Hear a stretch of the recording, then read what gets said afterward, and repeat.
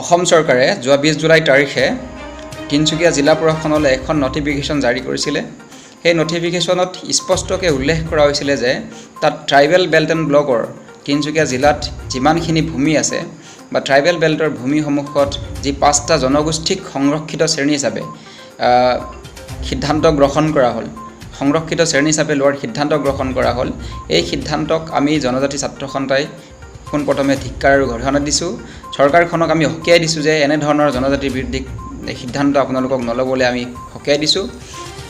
যিহেতু এই 5টা জনগোষ্ঠীৰ ভিতৰত 4টা জনগোষ্ঠীক বাদ দি আমি গোৰ্খাসকলক কেতিয়াও আমি সংৰক্ষিত শ্ৰেণী হিচাপে ট্ৰাইবেল বেল্ট আৰু ব্লকত আমি কেতিয়াও সংৰক্ষিত শ্ৰেণী হিচাপে আমি মানি ল'ব নোৱাৰোঁ।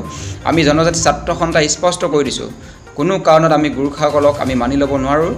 যিহেতু গোৰ্খাসকলৰ মাজত শৰ্মা বা উপাধ্যায় এনেধৰণৰ উপাধিধাৰী মানুহ আছে, যিসকলক আমি উচ্চ বৰ্ণৰ মানুহ বুলি আমি জানো আৰু যিসকলে আমি জেনেৰেল কাষ্টৰ মানুহ বুলি ভাবোঁ। গতিকে যে তেওঁলোকে কোনো কাৰণতেই ট্ৰাইবেল বেল্ট আৰু ব্লকত সংৰক্ষিত শ্ৰেণী হিচাপে ল'ব নোৱাৰে, এইটো স্পষ্ট কথা।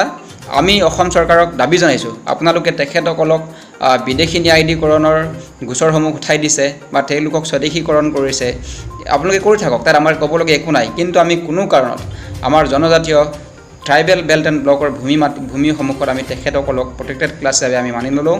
আমি জনজাতিসকলৰ ওপৰত কেতিয়াও আমি অন্যায় কৰিব নিদিওঁ।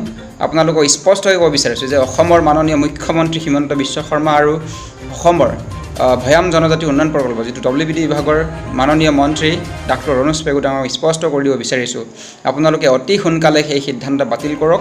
অন্যথা কিন্তু আমি জনজাতি ছাত্ৰ সন্থাই গণতান্ত্ৰিকভাৱে ইয়াৰ বিৰুদ্ধে কিন্তু প্ৰতিবাদী কাৰ্যসূচী হাতত ল'বলৈ বাধ্য হ'ম। আৰু স্পষ্ট কৈছোঁ, আমি অকল তিনিচুকীয়া জিলা বুলি নহয়, যি আপোনালোকে কেইদিনমান আগত উল্লেখ কৰিলে যে BTRত গোৰ্খাসকলক প্ৰটেক্টেড ক্লাছ হিচাপে ট্ৰাইবেল বেল্ট এণ্ড ব্লকত প্ৰটেক্টেড ক্লাছ হিচাপে ঘোষণা কৰা হ'ল, সেইটো সিদ্ধান্ত অতি সোনকালে বাতিল কৰিব লাগিব। আৰু সমগ্ৰ অসমত কেতিয়া আমি ট্ৰাইবেল বেল্ট আৰু ব্লকত নন ট্ৰাইবেল মানুহক কেতিয়া আমি ট্ৰাইবেল বেল্ট আৰু ব্লকত সংৰক্ষিত শ্ৰেণী হিচাপে তেওঁলোকক আমি মানি লোৱা নহ'ব।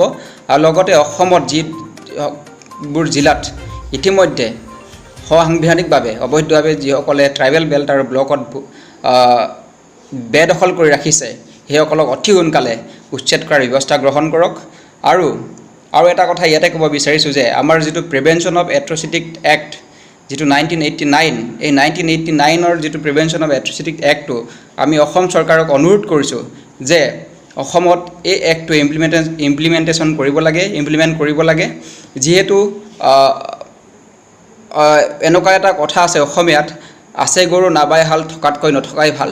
ঠিক এনেধৰণৰ হৈছে আমাৰ স্পেচিয়েলি ST আৰু SC সকলৰ কাৰণে এটা এক্ট আছে, যিটো আমি প্ৰিভেনশ্যন অফ এট্ৰচিটিক্স এক্ট বুলি আমি জানো। এই এক্টটো এনেকুৱা হৈছে, এই এক্টৰ মতে কোনো আজিলৈকে আমাৰ বিচাৰ প্ৰক্ৰিয়া হোৱা নাই, যিহেতু অসমত এই এক্টটো ইমপ্লিমেণ্ট কৰা নাই। যিহেতু সেইটো উদ্দেশ্যপ্ৰণোদিতভাৱে এই এক্টটো ইমপ্লিমেণ্ট কৰা নাই, গতিকে পাৰ্লিয়ামেণ্টত আজিৰ পৰা 32 বছৰ আগত পাছ হোৱা সেই এক্টটো যদি চৰকাৰখনে আজি তাৰিখলৈকে ইমপ্লিমেণ্ট কৰিব পৰা নাই, তেতিয়াহ'লে সেইটো আমাৰ জনজাতিসকলৰ ওপৰত অত্যন্ত অন্যায় কৰা হৈছে। গতিকে অনুৰোধ জনাইছোঁ, আমি আমাৰ জনজাতীয় যি সমস্যাসমূহ, সেই সমস্যাসমূহ সমাধানৰ সূত্ৰে এই এক্টটো আপোনালোকে অতি সোনকালে ইমপ্লিমেণ্ট কৰক।